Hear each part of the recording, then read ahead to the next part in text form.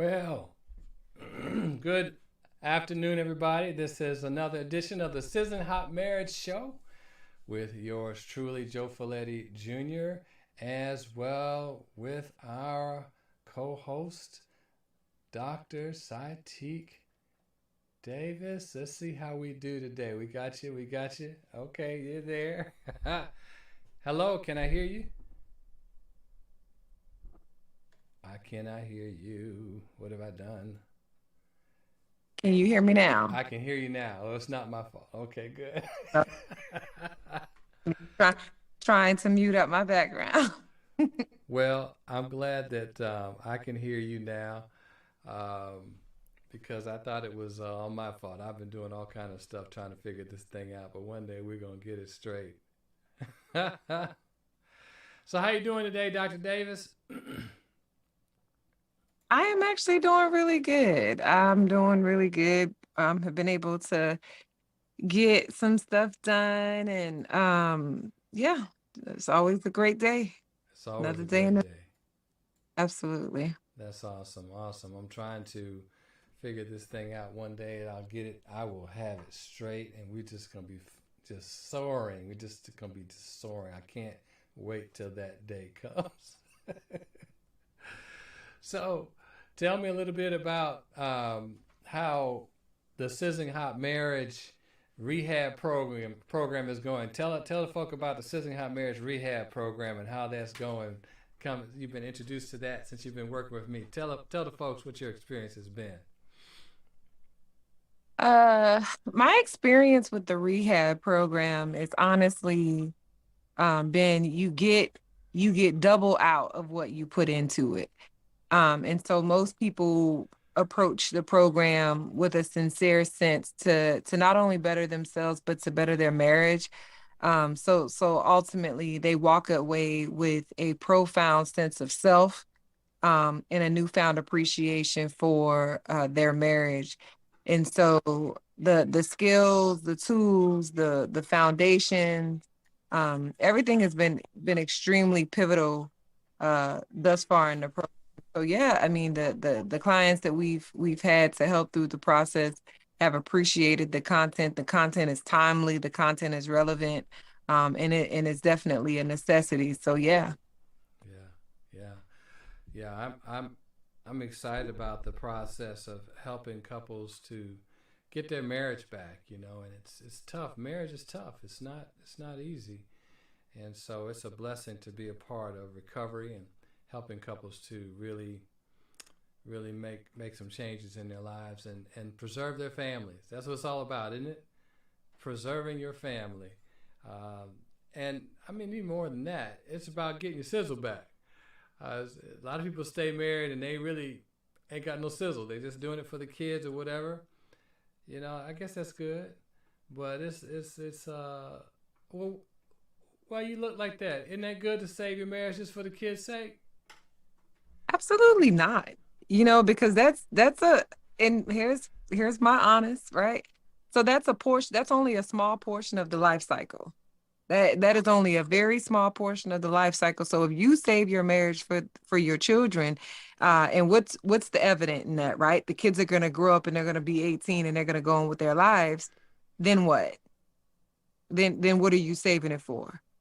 And then there's all sense of, resentment and animosity. I mean, I think if you're in your marriage, you need to be in your marriage because you both love each other and you are committed to your commitment to God. Because again, children are only a portion of the life cycle. Granted, it is the most difficult part in terms of, marriage and being able to rear children while doing so, but definitely not stay in your marriage just for children, because what are you teaching them? What lesson are you teaching them? And if you're in it just for the children, then that means you're probably bickering and arguing and going back and forth every day. So now you've just released more people into society who does not have a full take on love, like a full appreciation for love. And no. And that's just my Okay. Well, humble. you got a right to your opinion. Um, I have a little different opinion. I I think the statistics show that children who are reared in two parent homes generally have more resources and are able to get a good start on life. And with two parents now, even if the parents are arguing and bickering, they still have both their parents under the same roof. And I think as far as the kids are concerned, they get both parents. It's a good deal. That's what they signed up for, right? But as far as the marriage, yeah, I agree with you. I mean, why stay in a marriage that continually drags you down? I mean, I get it, and I understand, and the kids having to see all that arguing and stuff. I mean, that's not good either. But I don't I don't fault anybody who's like stays together for the kids, because I think that's a good thing. You had them kids; they didn't ask to come into this world, and so you're responsible. So I think it's cool that they made that decision. So, but I hear you. I got you. I ain't gonna argue with you, but I think it's best if you're married. You might as well be happily married, right? So um, I think it's best to work on your sizzle. If it's done gone out the window, work on it so that you can have it. And if anything worth having is worth working for, worth investing in. I think it's just unfortunate for a lot of couples. They don't take the time to invest in their marriage. And as a result, they have a sorry marriage. So I don't think there's any excuse when you got people like Dr. Saitik Davis and me out there to help you with your marriage. Ain't no excuse to have a sorry marriage. You can work on that thing. Ain't that right? Absolutely. Yeah. And I was just kind of looking at some statistics because present day, like that, we are turning the corner, right, on that. Um, yeah, I think it's a very interesting dynamic. I think how we She were over there reared as a looking at the statistics. Look at that. See, that's what I tell you, she gonna prove me wrong up in here, y'all. I'm in trouble now. but no, and that's the thing, is not an issue of proving you wrong. Believe it or not, the statistics are probably like 3% apart at this point. So it's kind of like everybody kind of is either standing on one side or the other, Yeah, yeah, side of the fence. So that's an yeah. interesting dynamic. You got two people in a hunt for the good stuff that just happens to be split on one topic, and that one topic so is the rest of America split on. So Right, I'm, right, I'm excited right. about that. Yeah, it's interesting. I mean, I I've been doing some research myself, and I've been seeing the other side of it. In fact, I saw an article that said that children from divorced homes often do better in school. I Right. thought that was interesting, and because you know they it kind of the rough life, the rough situation gives them more grit, and Abs- they do better. So I was abs- surprised when I read that because it didn't prove my argument. But anyway, I just read yours. It says marriage is good for children. In fact, countless studies have shown that children born to married parents, just caveating off what you said, enjoy a number of socioeconomic benefits over those born to single parents. And so, just to kind of speak to the point that you just made, like for me, I'm like, I have got to get out here and be the best me that I can be because I want my children to have what I didn't have. hmm And so, like you said, I mean, if we are ever split, this is the first time, ladies and gentlemen, that Joe and I have been split on something. yeah, right, So is the rest of America.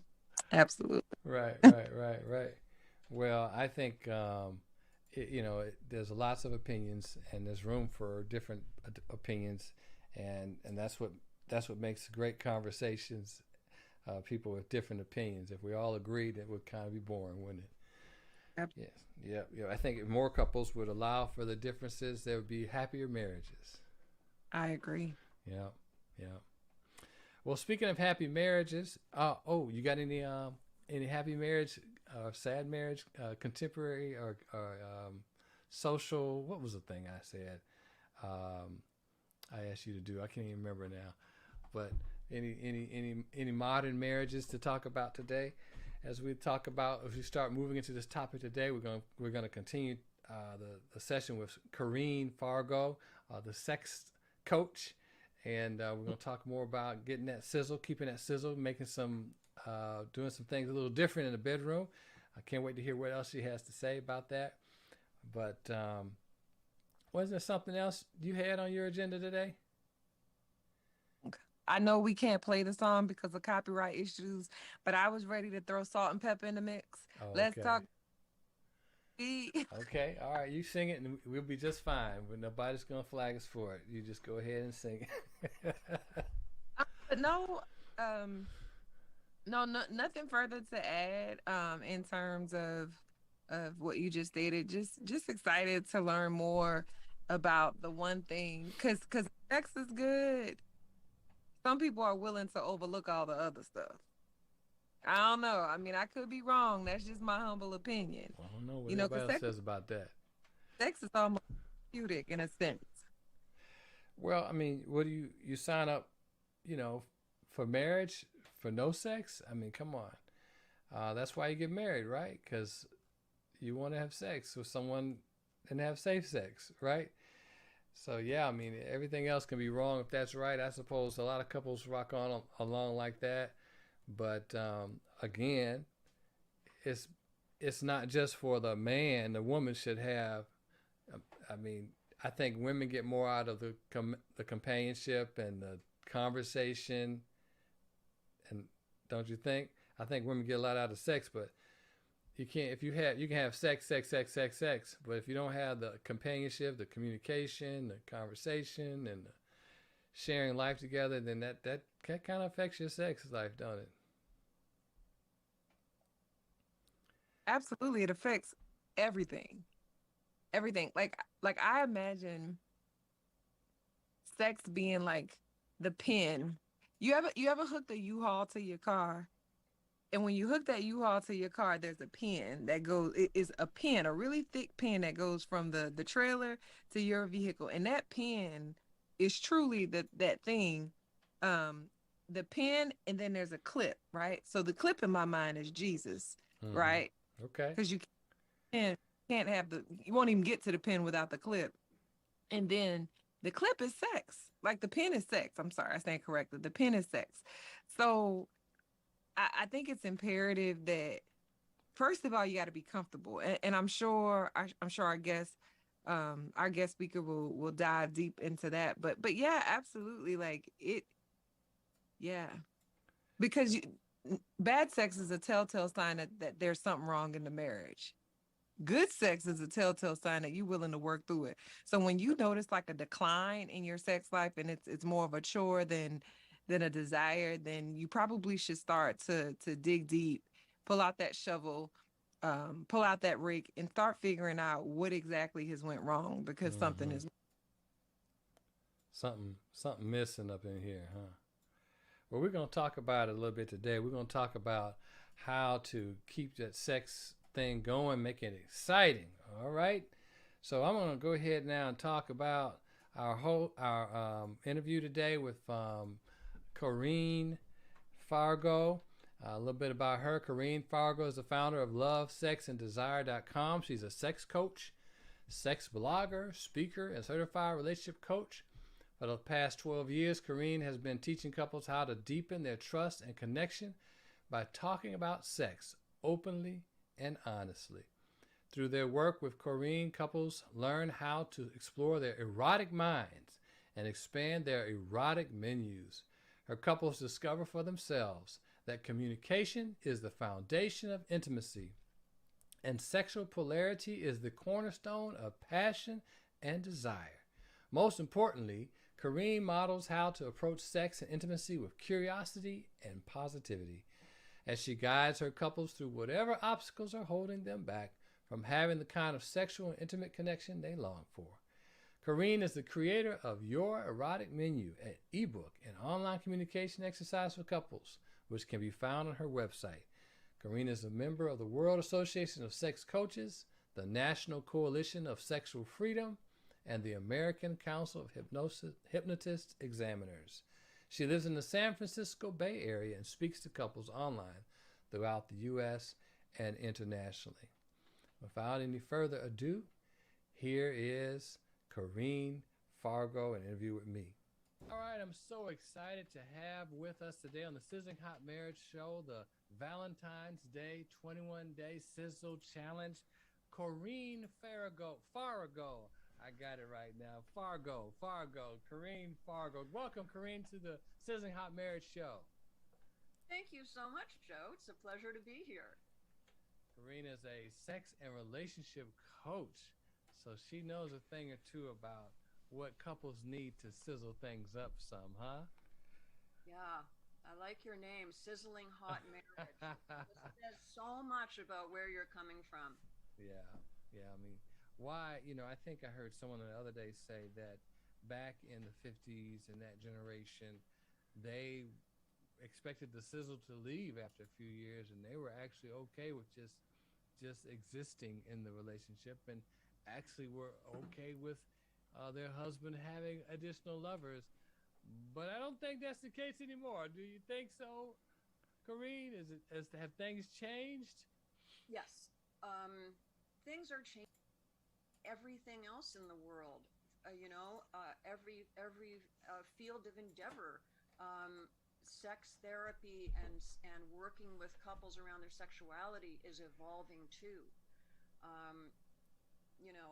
When I was a young person, sexual education was kind of about techniques and positions maybe, and how to get sexy in the bedroom with your partner in a very kind of basic way. But the conversation around sexuality now has evolved into a much deeper conversation, and I think much more real, and it calls on us to think more deeply about who we are as erotic beings, as individuals, and who we are as a couple. What is our sexuality? What is our eroticism? What leads us to arousal and therefore fulfillment in being together? Those are some real good questions. How did you get?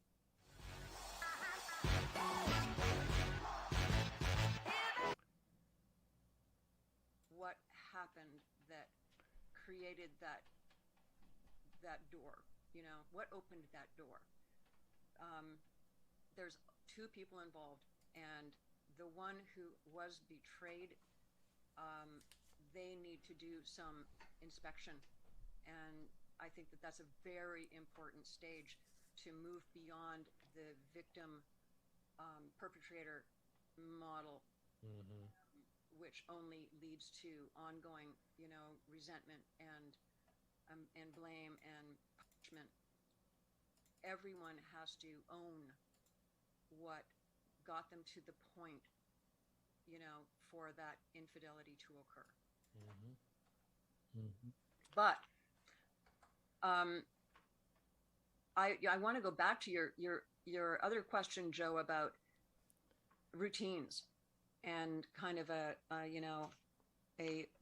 need for expansion. And I want to talk a little bit about what I created called Your Erotic Menu, Mm-hmm. which is downloadable, and it's part of the gift that I'm giving to your viewers. And so I want to talk a little bit about it so that they have a sense of what it is.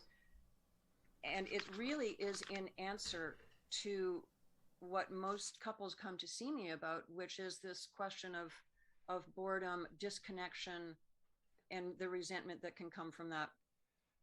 Is they have a very narrow sexual menu of what they do. Mm-hmm. Mm-hmm. A lot of us, we start having sex whenever, as teenagers, young people, and we don't really change that much. We do the same thing that we did when we were young and keep doing it, unless something interrupts that, like Mm-hmm. some personal work. So expanding your erotic menu is the term that I use to open up the consideration for a couple how to add to their erotic life together to bring that very necessary sense of novelty and variety into their sex lives. And it started off with a woman who came to see me, and she said, you know, in kind of frustration, well, how many things can a couple do in the bedroom anyway? You know, like, and we both kind of laughed. But I thought about it over the week, and I started writing down a list of all the things that you could add into your sexual life with your partner. And it turned into a list of 186 Wow. things. Wow. So it was a mishmash of all sorts of different activities. So I broke it down into sexual styles, I call them, which, you know, would start off maybe as sensual activities, right? Purely sensual activities, moving into romantic activities, moving into tantra or slow sex kind of, you know, style of energy, that moving into passionate, you know, very passionate sex. And then beyond that, kinky and fetish. And so I wanted the full spectrum so that everyone could find their place on this long list. And so I turned it into a checklist. And so, you know, when I give this to couples, I say, go through the checklist yourselves first, independently of each other, and check off the things that speak to you, that light you up in some way, that get you curious. You want to find out more about it. You want to try it, or you have tried it and you want to try it again. And then I give them prompt questions of how to communicate what they filled out on their checklist to their partner, activity by activity. And not only just say, hey, I'm curious about this, but go into some introspection into why they're curious about it. Why are they attracted to it? What kind of feeling are they hoping to get from that activity? And that's a very big key in these questions. What kind of feeling do you want out of sex? You know? And there's a whole bunch of feelings you could potentially want out of sex. That I have 30 of them in this document, 30 different kinds of feelings, you know?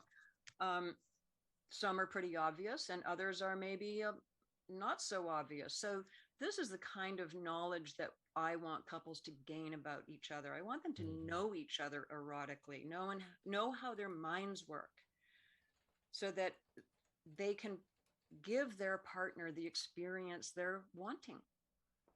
That's what we want. We want to give our partner the experience they're wanting, and we want them to give the experience we're wanting. But first, we have to understand, what are those experiences they're wanting? Wow. Yeah. You're going deep. I mean, that's, yeah, I mean, it's a conversation. Yeah. I mean, these are conversations we don't have, and largely because, you know, they're not available to us. And so you're providing the availability of these conversations, of these ideas, of these concepts that really are foreign to us, unless you're educated, right? So you're doing some sex education. Is that what you said? You're a sex educator. Yeah. That's An awesome. adult sex educator. An adult sex adult educator. sex That's right. Because you're very true. We take our childhood sexual exposure, experience, imagination into our adulthood, and it really, that is very juvenile of us. And so really you're really bringing some good food, good fodder for our adults. That's awesome. Now, you know, we're issuing a challenge, 21 days of challenge, for couples to deepen their intimacy. As you think about your menu that you have for couples, can you pull out something that you feel would be a great challenge for today, for couples to try today, as they watch this interview, to deepen their intimacy, their connection, their sexual satisfaction? What you got for Okay. Well, the thing that comes to mind is something that I call mindful touch. Uh, and it's pretty simple. I have a document called Mindful Touch, which I usually give to couples that go through the instructions, but I'll just go through it for your people right now. It's a touch exercise, and it's laying your partner down like you were going to give them a massage. Um, and it's asking the partner who's on the table, how would you like me to touch you for 3 minutes? And they can think about that. They can ask for anything they want, you know, stroke my hair, touch my face, um, gently massage my arm or my hand, place your hand on my belly and my heart, however they want to be touched. I like them to think outside of the box and get ask for whatever it is that they're wanting, that they feel would be pleasurable to them in that moment. And then they ask, and the person starts to touch them in that way. And they say, is this what you mean? Right. And then the person lying down says, no, actually, I want a little bit more pressure, a little bit, lighter, whatever. Does it? Is this what you mean? Yeah, that's exactly what I mean. So they keep refining it until the person gets exactly what they want. And then they start their timer on their phone or clock for 3 minutes, and they touch them just that way, not anything different, not anything more or less, just that way for 3 minutes.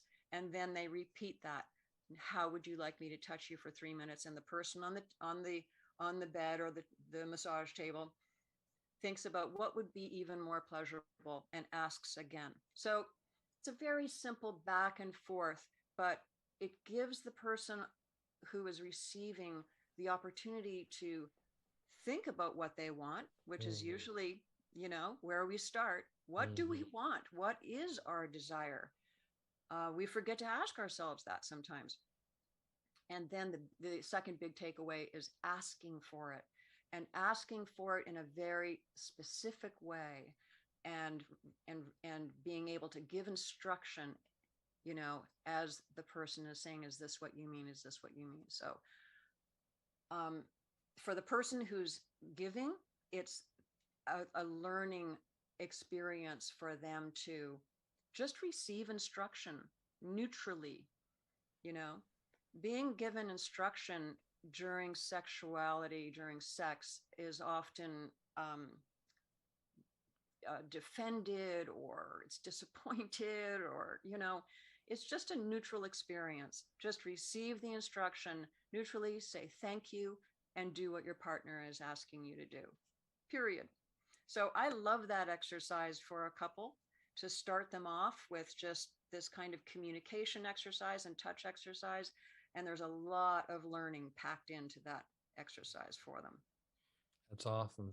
Awesome. So they're taking turns with these 3 minutes. And how many rounds of 3 minutes?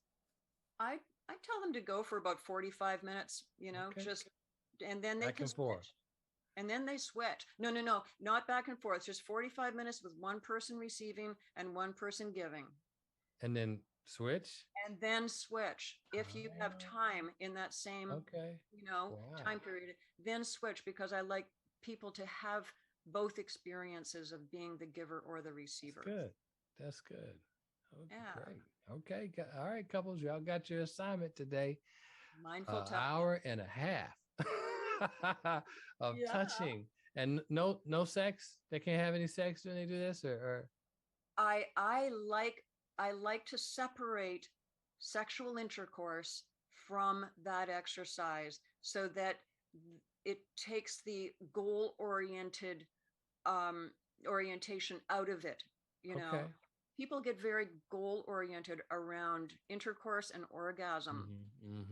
And I like to separate them so that they can just relax into experiencing what's happening without thinking about where they're going.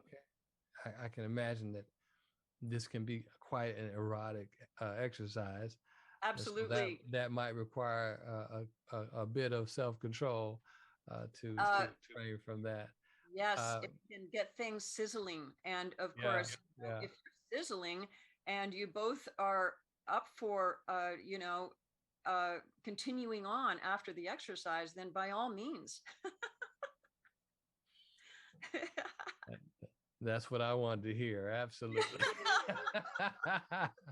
After the hour and a half, and, a lot of times women do complain oftentimes of men just being so goal oriented that they don't explore the journey to the goal. And so, yeah, that's a beautiful exercise. Thank you. Thank you so much, Corrine. This has been a very intriguing conversation with you. I look forward to maybe doing it again with you as we continue this process of helping couples experience satisfaction in their relationships. How can folks get in touch with you? Yeah, my website is lovesexanddesire.com and A-N-D, lovesexanddesire.com. I also encourage people to sign up for my blog when they go to the site, because I write weekly. I have tons of free, good information for couples about all sorts of things in relationship to sex and desire and intimacy. And download Your Erotic Menu. Now, this is going to be part of my gift, Your Erotic Menu, along with 3 coaching videos that I've made to help people go through your erotic menu. Okay. So all of that is free for your people. That's good. Okay, great. And I will, have that information available, or you will. But yeah, it was so nice talking with you, Joe. Thank you. Have me on again. I'd love to. I will do that, Corrine. I think this is all about the sizzle. We might have to do some collaboration. So we have to talk about that. But thank you again for coming. And I know that the couples watching have been blessed today. And we look forward to hearing some testimonials about the challenge that you issued today. Yeah, absolutely. All my best to your beautiful people and their loving relationships. Thank you so much. Yeah. Well, folks, that's Corrine Fargo, a sex and relationship coach. So we're thankful for her giving us some time today to deepen our intimacy and our sexual satisfaction. Until next time, make sure you. All right, that was great, huh? That was awesome, talking about sex. Let's talk about sex. Hey. Good stuff right there, You like that 3-minute thing, huh? One of the things she introduces, for the background noise, ladies and gentlemen, she introduces a sense of like a new direction that's not normal. And most people are like, man, you touched me for 3 minutes, it better happen. But just being able to evoke self-control, a sense of sensuality. I mean, it seems like a really good idea. And one of the things she said that really helped me was when she said, don't take defense, take direction. Because a lot of times people are like, I'm doing it the best way I can. Like, why is this not good enough? Well, you're not trying to please yourself. You're trying to please me. So take the direction. And it's really, I think, instructional. Absolutely. For us to recognize that I really need to pay attention. I need to really listen to my spouse, to hear what they want, what they like. And I think, I don't know, a lot of people will take that as a complaint. Right. Does that, you know what I mean? But that speaks to the selfish of what they are doing, because for me, right, when you consider sex, right, from a theoretical perspective, sex is meant to please the other person, and in turn the other person is to please you. So if they are directing you, because the end state here is being pleased, right? So if they're Right. direct to being pleased, then do what they're asking you to do, because it's not about you. It's not about, well, I want to stroke you this way, or I want to touch you this way, or I want, you know, it's not about you. And the minute you get to the place where you make sex about your partner and your partner makes sex about you, y'all gonna be procreating. Or Something gonna be created. it's gonna happen. Maybe a new fountain, maybe a sizzle is what's Maybe gonna be created. maybe some sizzle up in there. You know, people really couples. We can really get into a routine. We can get into a rut. You know, and it is just so important. I don't think I think we put our marriages on auto, Absolutely. and we really begin to take it for granted, take our spouse for granted, take our marriage for granted, and don't really like, like you take your car in for a tune up every 3 months, right? Right. You know, you give it a wash, you give it a detail. You know what I mean? But your marriage, man. And so sex for so many people becomes so routine and so like, okay, it's time for sex. And so we get our duty, take it to next. Whereas what you're talking about is when I'm really focusing in on you, I'm making love to you. You are the center of my joy right now. You the center of my attention. I am trying to make you happy right now. I'll let you know how much I love you right now. Mm. Absolutely. Absolutely. And there's so many benefits to it, right? You know, specifically as a female, orgasms lower your chance at heart disease. And I think a lot of times we focus on a lot of things that don't really matter, like, Right. oh, having sex, that just enjoy the ride, just get in the car, right? Because the average male orgasm, according to science, only lasts about 6 seconds.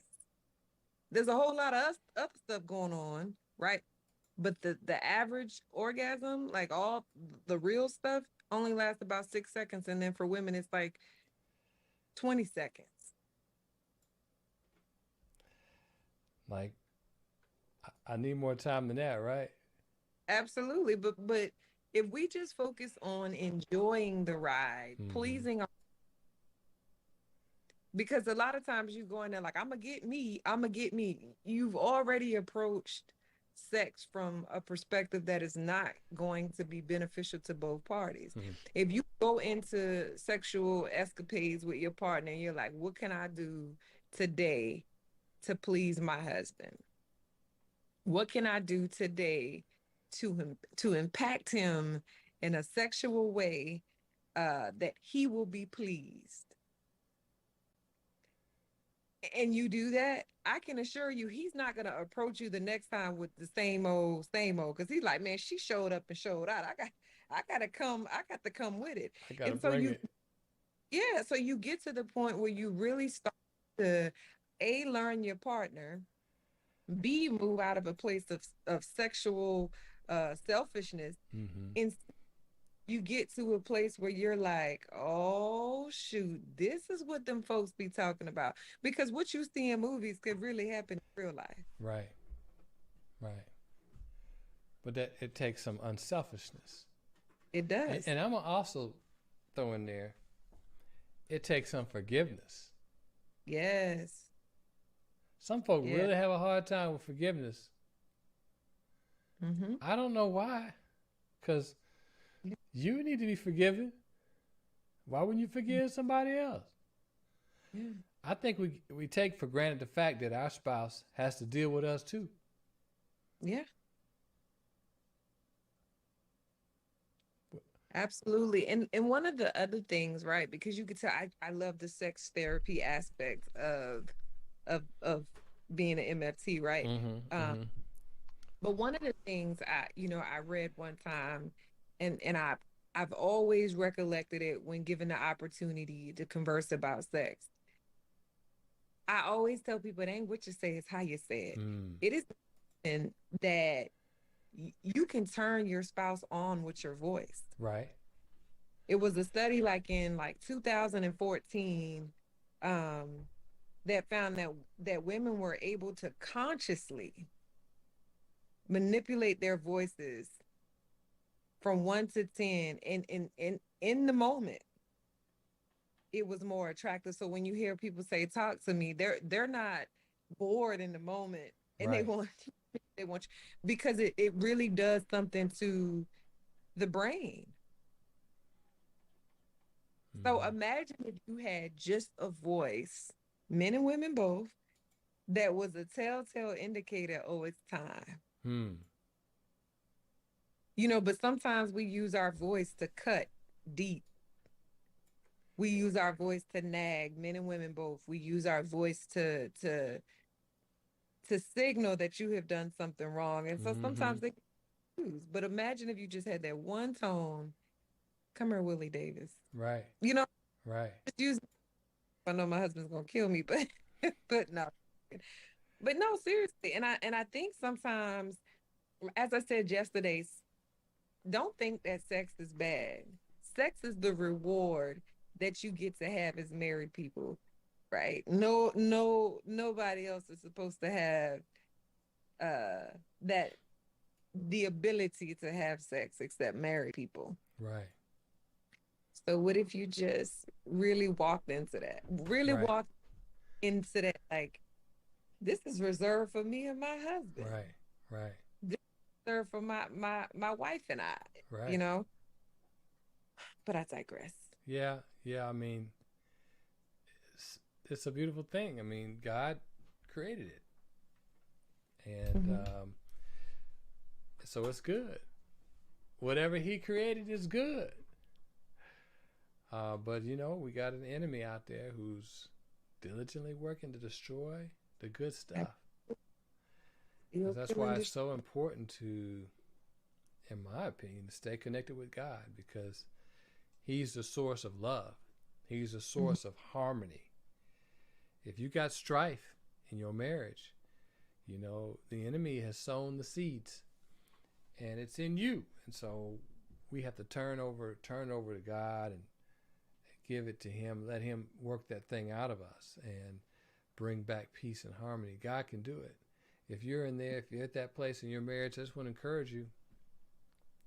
You can get your sizzle back, but it may require some surgery. It may require some work on your part and your spouse's part.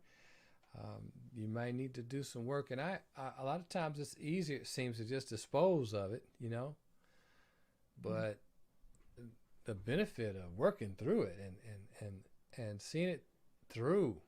I mean, like you talked about, that you get to that place, you've been through some things together, you've worked through some stuff together. Man, that sex is just amazing. Y'all not with me today. Y'all not hearing me at all. So there you I- go. You know, and again, it's kind of like the stigma with mental health. There's such a stigma with publicly conversing about sex, and that's why a lot of people suffer in silence, because they're embarrassed. They're embarrassed to say, "Girl, what is this rose everybody's talking about?" Or, "Dude, what are you doing?" And that's the thing. Like, you have not because you ask not. If and that applies to all aspects of marriage, not just sex. And a lot of people are even embarrassed about it with their spouses. Yeah. Can't even talk And about it. yeah, and in that regard, it's just kind of like, "Ooh, you in trouble, Mm-hmm. trouble." Hmm. Well, I mean, you grow up, and sex, especially if you grew up in a church, the naughty girls are doing it. She's a naughty girl, and we kind of get the guys a pass, but she's a naughty girl, and oftentimes I heard one preacher say one time that we teach our young ladies to put the guards at the gates, and so when they get married, you know, how are they supposed to just let the guards go? The guards are still at the gates. It's a tough thing to transition to open. I don't have to control that, and of course you add into that, having been, you know, molested or exploited in some way sexually. It's hard to let those guards go Yeah. and open up and be, not controlling with that. It's tough. Yeah. And not to mention there is such um a discriminatory approach to sex when you're young. I remember we bought my daughter a promise ring, Mm-hmm. and she still wears your ring. But then I looked at my son and I'm like, well, you need one too, Joker, Come on, because come on now. it ain't just her. And so oftentimes we do that. And granted, in my mind, right, it was done because my daughter can have a baby. Like she could be the vehicle in which a child is going to, make it into this world. Whereas my son, same thing, same exact thing. But in my mind, I didn't see it that way. And so I think a part of it is also realizing that what's good for the goose is good for the gander. We cannot make sex important under as it pertains to a woman and not make it important as it pertains to a man. I mean, because you look at the commercials, there's everything under the sun to keep a man in the game. There's Viagra, there's lotion, there's sprays, there's oils, there's body wash, you name it. There are so many things to help a man be a stallion. Whereas when it comes to women, there's not a lot for a decline, sexual desires. And so as the society of people, we have to level the playing field. She can't be fast because she has a high sex drive. She can't be Jezebel or a concubine because she has, a high sex drive. She needs to be viewed just like he is viewed. And he shouldn't be, and again, I digress. But I think we have to change the perspectives in which we approach sex from a mental perspective, and a lot of time it's due to ignorance, Mm-hmm. or it's due to how we were reared. Right, right, right. Listen to this. Does Viagra work for low libido in women? Not really. Viagra has physical effects on the body to help with erectile dysfunction. As mentioned above, low libido in women means that they're less interested in sex. Physical effects may not be an issue. When used in women, Viagra is thought to raise blood flow to the genitals so that there's more sensitivity and stimulation. Studies have shown that Viagra may provide a benefit for women having difficulty with sexual arousal. Since it may help them respond better to sexual stimulation, however, it may not show a benefit if there's low sexual desire. Isn't that interesting? So I think you're right. I mean, my Google was, is there Viagra for women? And I was like, well, I don't know about that, but it does look like it. But Dr. John Gray said women have to take testosterone shots. Mm-hmm. And I'm like, you putting testosterone in me? Is that the Right, right, best right. research folks of America? Come on, Mm-hmm. FDA.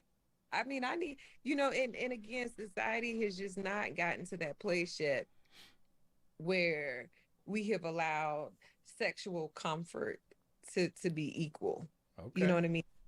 there will be people who may listen to this and be like, "Oh my God, I can't believe she's sitting there saying that. I can't believe she has that opinion." Because once again, a lot of people's mindsets are still women should not converse about sex. We should not talk about sex openly. That's what you do in the bedroom. But realize there are people leaving the bedroom to go find those women who aren't Mm-hmm. in the bedroom, talk about it. Mm-hmm. So do what makes you happy in your Right. sexual relationship. Do not be embarrassed. Do not be, timid. Don't be putting back by it. You know, I challenge you all this evening to go home and say to your spouse, and for everyone who has rehab with us, I encourage them to do a sex jar. And people talk about, sometimes how they, pull things out the jar, and even if for a minute, it entices both people, because I've made a commitment to do what was pulled out the jar, and I put it in the jar, so I know it's in the jar. And so, in that regard, people are able to live out their fantasies. But if you are watching this and you're not a part of the Sizzling Rehab community, join the Sizzling Rehab community so you can learn about the jar, and you can turn your basic Friday night sexual, adventures into swinging from the Come chandeliers. on now, watch out swinging from the chandeliers. And we're paying no insurance claims, so do it at your Come own on now, risk. come on, come on. Hold up, before we go, I have to tell you a prescription medication known as philbanserin, a DE. Mm-hmm. Originally developed as an antidepressant, has been approved by the FDA as a treatment for low sexual desire in premenopausal women. Look at that. There's another one called an injectable medication, bremelanotide, Velisi, has also been approved by the FDA as a treatment for low sexual desire in premenopausal women. So there's stuff out there, So just so you know, there's some stuff along with the blue pill for women. So just so you know, Dr. Davis. Premenopausal though, and that's my Uh, point. Like, all of it is there, but it all specifically speaks to premenopausal. I'm not premenopausal. I'm just lazy. I'm just tired. well, I I'm mean, just you are aren't you? I mean, premenopause. It doesn't that mean before menopause? yeah. I mean, to a certain So extent, you are premenopausal, right? So now postmenopausal, I don't know. I didn't see nothing for that. But but anyway, pre means around menopause and refers to the time okay, during which all right, the all right. next to menopause. So low sexual desire is associated with menopause, Not the but fact that you go, not before, not absolutely, after. not the fact that you need just a little push. But again, that goes back to antidepressants and Yeah, other yeah, cycles get you there. yeah. And that's what that first one was saying. For women, men, they take a pill and then it's like, oh, I'm here to win the war, to wage the war on horniness. And then women, it's just like, food. I don't have a. And granted, the clitoris was a penis first. Not what I'm saying. I'm just. I, I digress indeed. Well, we got to keep talking about sex. It's your favorite topic. I see that now. It got you lit up. All right. We're going to keep, because this is a very important topic for couples. In fact, like you said earlier, Dr. Davis, that, um, if you keep this part of your marriage going, then that really, that's good for a lot of people. That's good enough. But if you let this one go down, oh, Lord, then your value goes down. you done paint on the house, and you in a community. HOA is not going to be happy. All right, folks. There you have another edition of the Sizzling Hot Marriage Show. I hope and pray that you've gotten something out of it today. I enjoyed this little breather in the middle of my very serious day. We can take some time and talk about some things in a lightly way and get some deep information. I thank Corrine Fargo for such an insightful interview, and we look forward maybe to having her back again. Tomorrow, we're supposed to have Dr. Susan Campbell again.